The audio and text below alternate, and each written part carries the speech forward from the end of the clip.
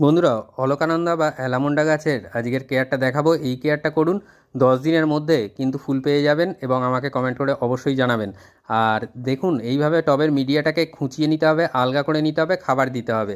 তো এখানে দেখুন, জিআর দানা রয়েছে হাফ টেবিল চামচ পরিমাণে রয়েছে ম্যাগনেসিয়াম সালফেট, 1 টেবিল চামচ করে রয়েছে সিঙ্গেল সুপার ফসফেট এবং মিউরেট অফ পটাশ। এই কটা খাবার খুব ভালো করে মিশিয়ে নিতে হবে, ভীষণ ভালোভাবে মিশিয়ে নিতে হবে, যাতে প্রত্যেকটা খাদ্য উপাদান প্রত্যেকটার সাথে মিশে যায়।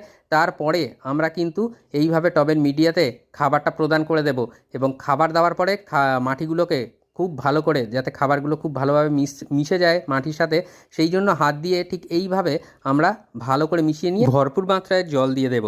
আর এরপরে ঠিক মাটিতে খাবার দেওয়ার 2 দিন বাদে আমরা একটা অনুখাদ্য কাম পিজিআর, যেটা বায়োভিটা এক্সের মধ্যে আছে, এটা স্প্রে করে দেবো। ব্যাস, আর কোনো সমস্যা থাকবে না, গাছ ভরে যাবে ফুলে ফুলে।